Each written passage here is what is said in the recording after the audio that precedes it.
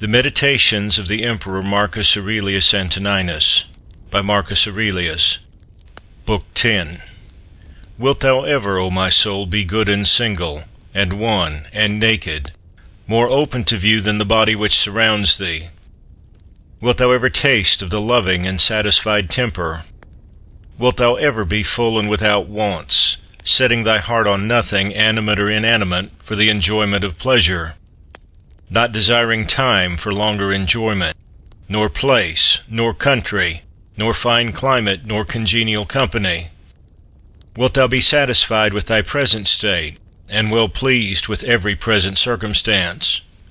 Wilt thou persuade thyself that all things are thine, that all is well with thee, that all comes to thee from the gods, and that what is best for thee is what they are pleased to give, now and henceforth, for the preservation of that perfected being, which is good, just, and beautiful, which generates, combines, embraces, and includes all fleeting things that dissolve to bring forth others like themselves?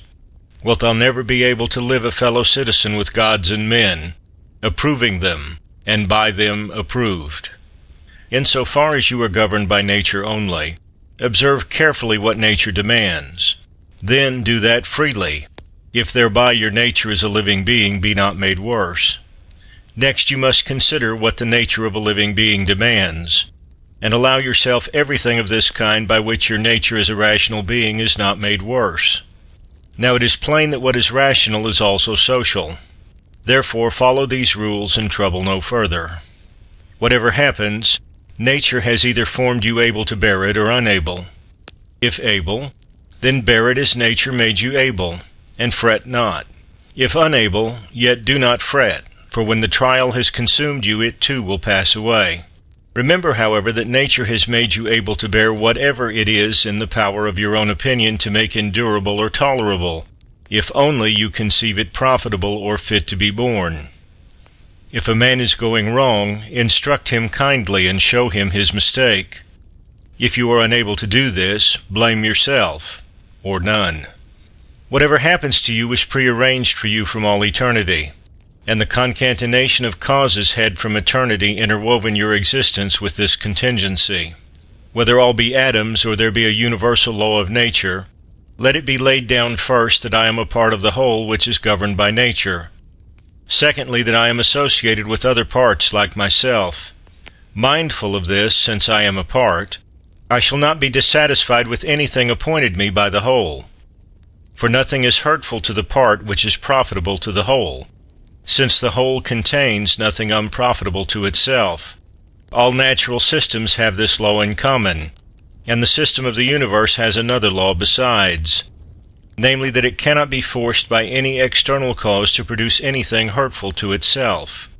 If therefore I remember that I am part of such a whole, I shall be satisfied with all that flows therefrom. And inasmuch as I am associated with parts like myself, I will do nothing unsocial, but rather draw to my kind, turn my every endeavor to the public good, and shun the contrary. In such a course my life must needs run well, just as you would hold that the life of a citizen runs well when he passes on from one public-spirited action to another, and throws himself heartily into every task appointed him by the state. The parts of the whole, I mean the parts which are contained in the universe, must necessarily perish. Perish, let us say, meaning change. Now if it be a necessary evil for the parts to perish, it could not be well for the whole that its parts should tend to change and be constructed to perish in various ways. Did nature then set out to injure her own constituent parts, making them so that they are liable to evil and of necessity fall into it, or did it escape her notice that this comes to pass? Both suppositions are incredible.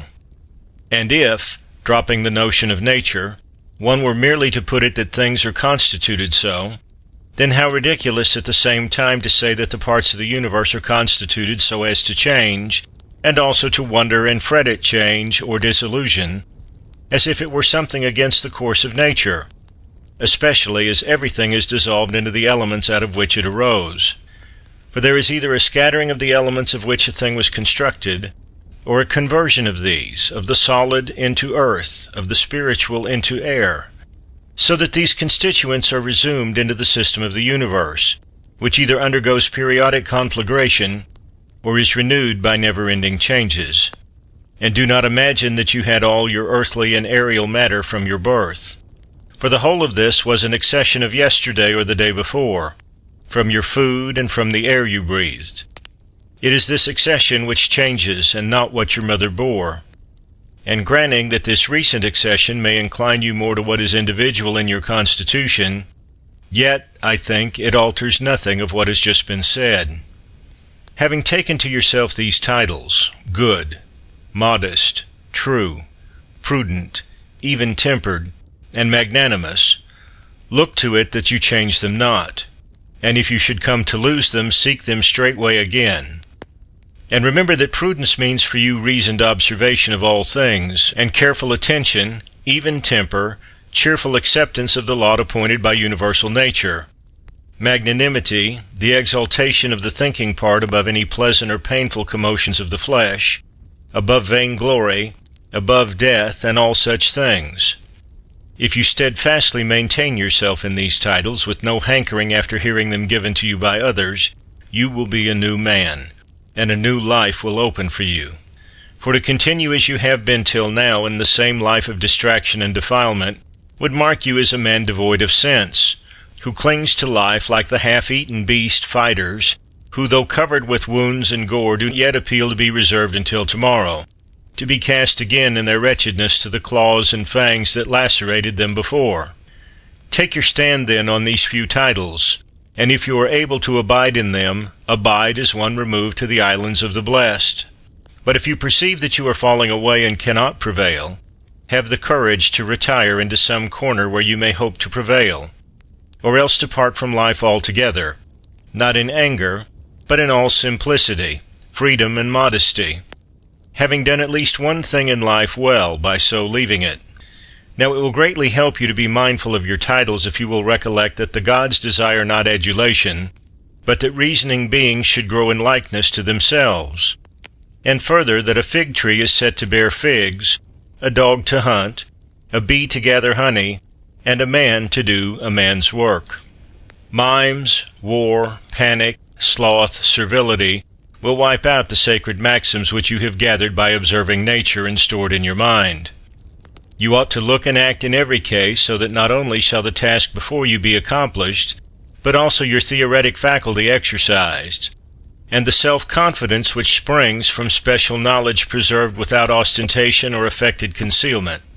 Will you ever attain to simplicity, to dignity, to a perfect discrimination in every case as to what a thing really is, what its true place in the universe, what the time it may endure, what its composition, to whom it may belong, and who can give and take it away?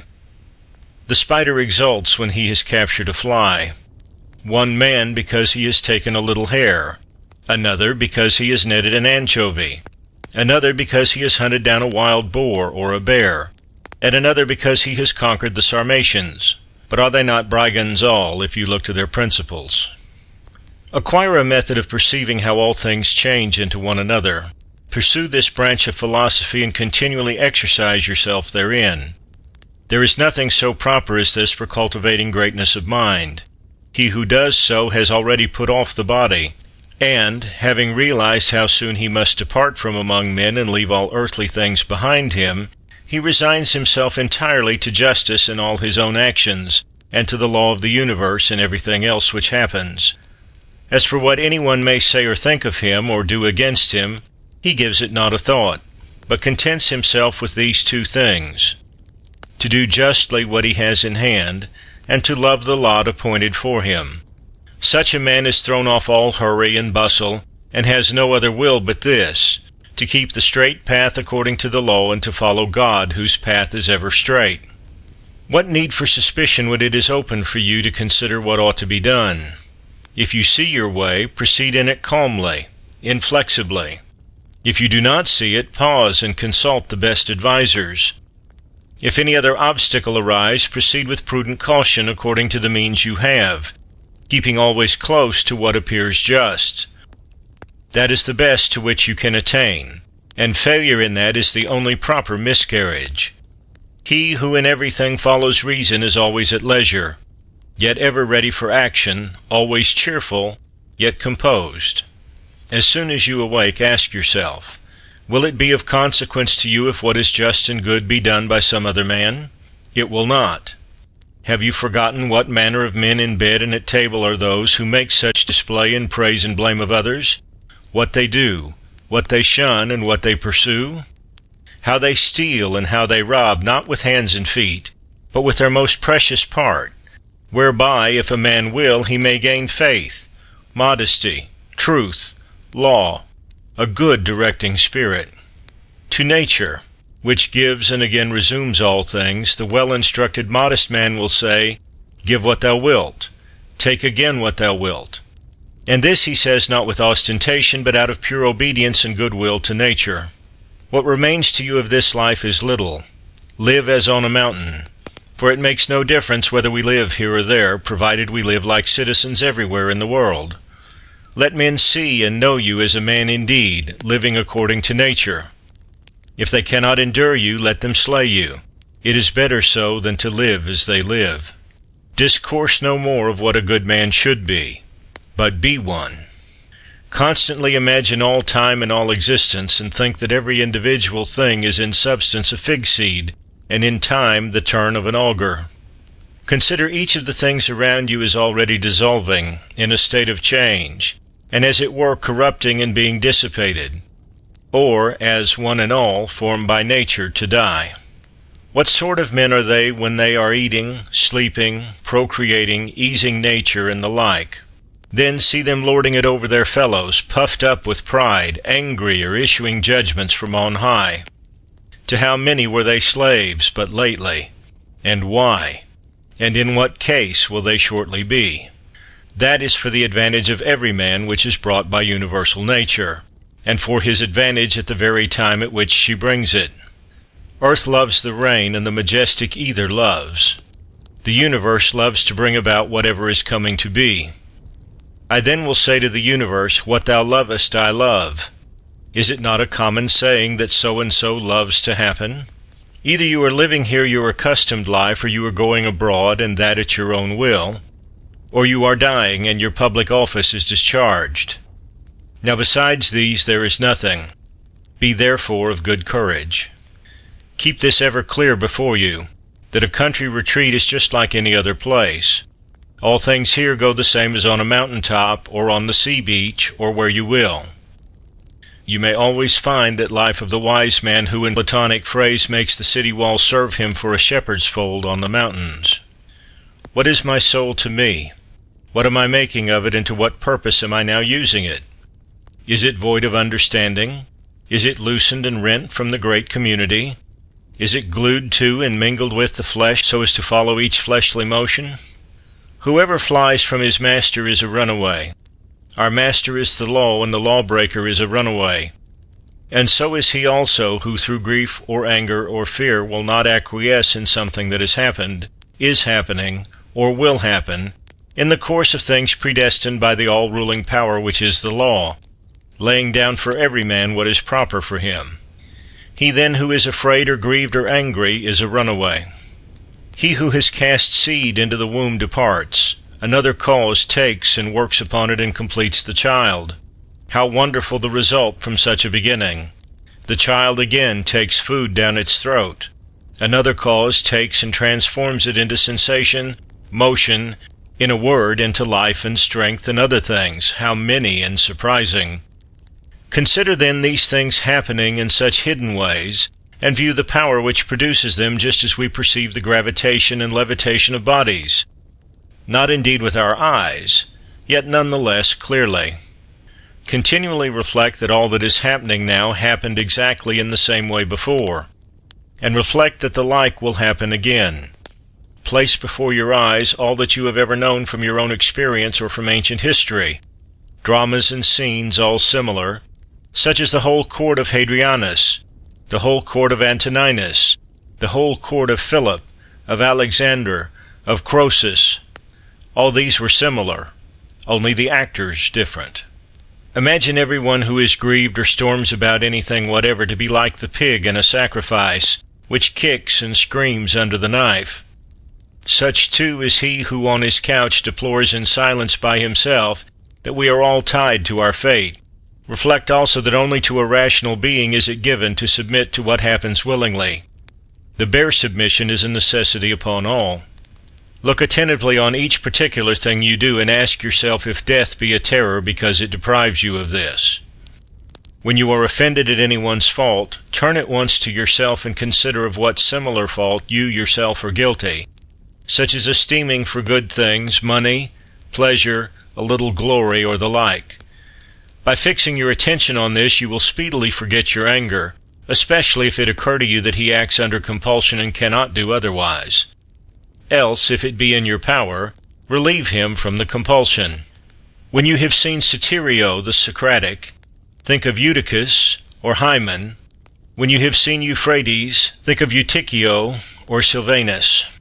When Alciphron comes before you, think of Tropiophorus, and when Xenophon, think of Crito or Severus.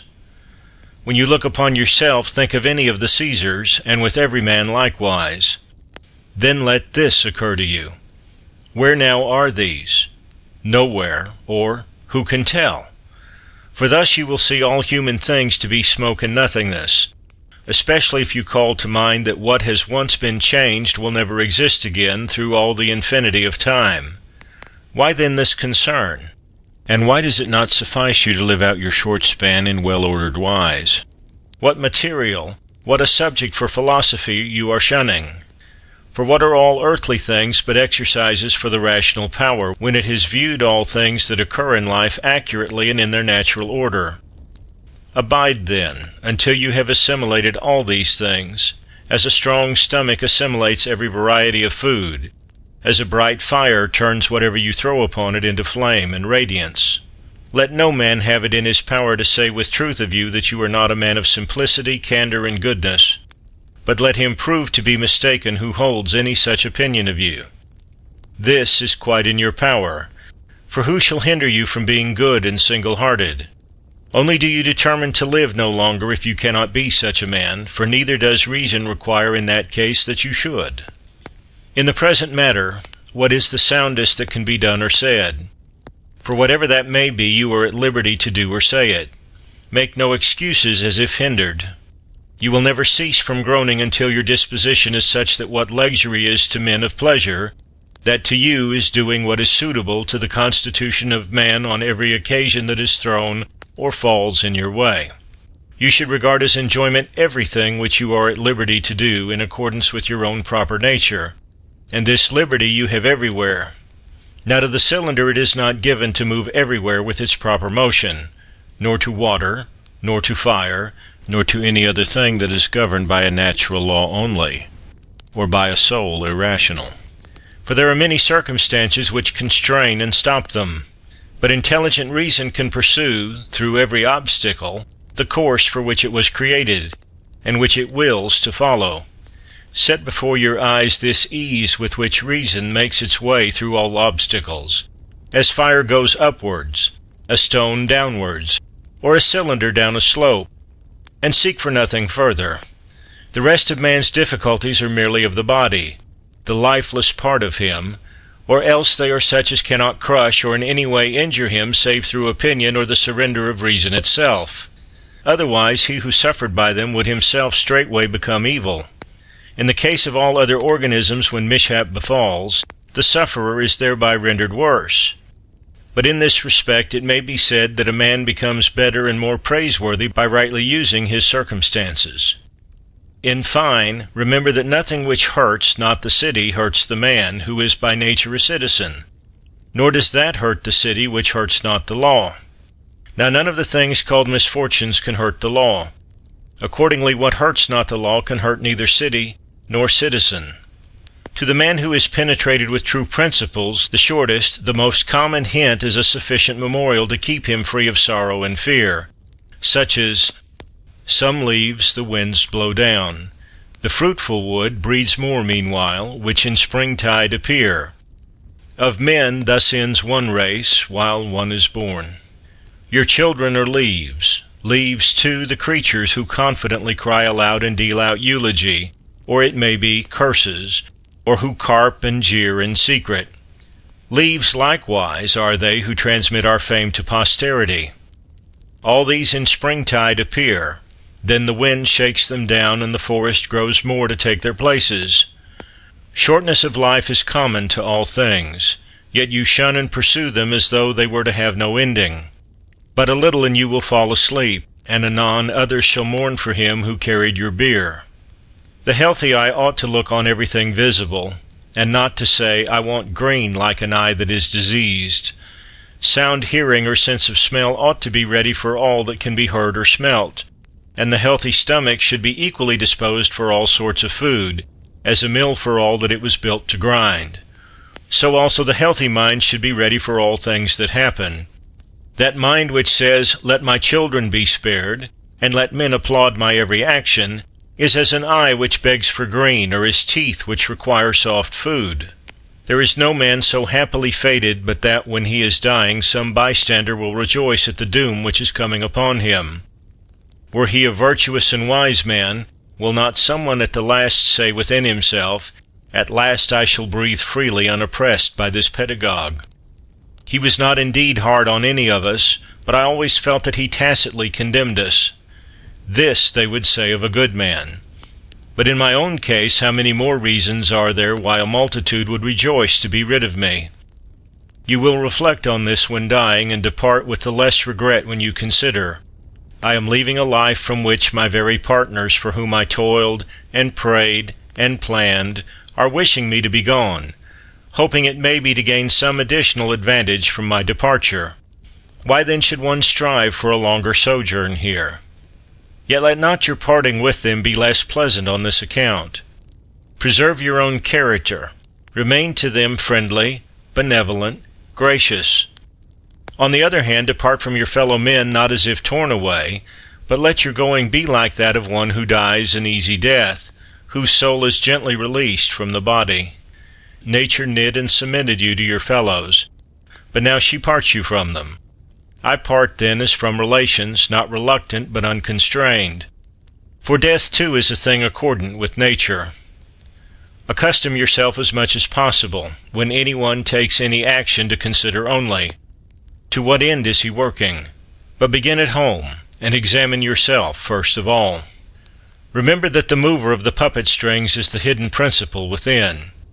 It is that which is eloquence, that which is life, that, if I may say so, which is the man.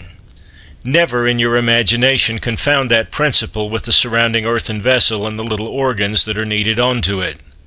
Excepting that they grow upon us, they are like the carpenter's axe, since without the moving and restraining principle, none of these parts in itself is of any greater service than the shuttle to the weaver, the pen to the writer, or the whip to the charioteer.